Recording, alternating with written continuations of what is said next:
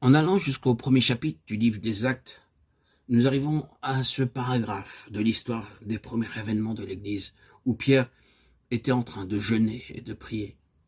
Il tombe en extase et voit le ciel ouvert et une grande nappe descendre du ciel. Dans cette nappe se trouvent tous les quadrupèdes et les reptiles de la terre. Une voix lui dit « Lève-toi, Pierre, tue et mange ».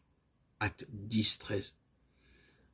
À ceci, Pierre répond « Non, Seigneur, car je n'ai jamais rien à manger de souillé ni d'impur. » Verset 14. Nous savons à quoi cela se rapporte. Dans une région éloignée, il y a un homme pieux, ayant très peu de lumière, cherchant de tout son cœur à connaître le Seigneur de façon plus complète, à aller de l'avant avec Dieu, ayant faim du Seigneur, mais ne sachant pas comment y parvenir. Dans sa recherche du Seigneur, il est visité par un ange. Et il lui est dit que s'il envoie quelqu'un en un certain lieu, à une certaine adresse, il y a là un homme nommé Pierre, qui, s'il lui demande seulement de venir, lui dira ce qu'il a besoin de savoir. Entre-temps, en relation avec cet homme qui n'est pas un juif, qui ne fait pas partie d'Israël et qui se trouve en dehors de l'alliance, le Seigneur est en train d'avoir ses rapports avec Pierre. Or, pour Pierre, cet homme serait comme l'un de ces reptiles, de ces animaux qui rampent comme de la viande impure, parce qu'il ne faisait pas partie d'Israël. Pierre dit « Non, Seigneur, maintenant Pierre doit quitter cette base.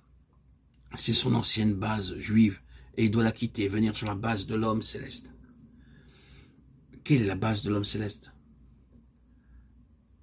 C'est celle où il n'y a ni juif ni grec, où cette distinction, ces distinctions ne doivent point être faites. Pierre, tu ne dois pas faire ces distinctions. Tu ne dois pas te tenir ainsi à distance, disant « Je suis un juif et lui n'est pas juif. Nous n'avons aucune relation. » La communion fraternelle est la marque de l'homme céleste. Et là, ces distinctions sont perdues de vue.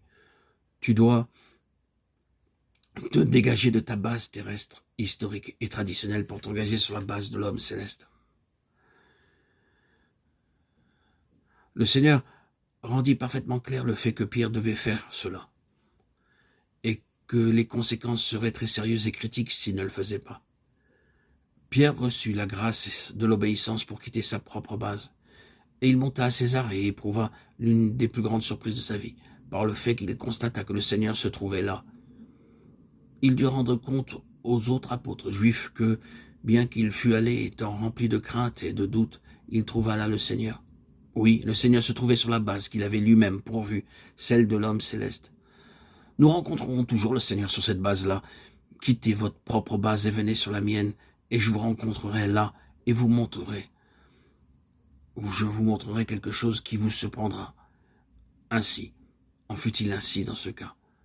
Pouvais-je, moi, m'opposer à Dieu? Acte 11, 17. Le Seigneur leur avait accordé l'esprit, et j'ai dû quitter ma base et m'engager sur celle du Seigneur. La base de l'homme céleste.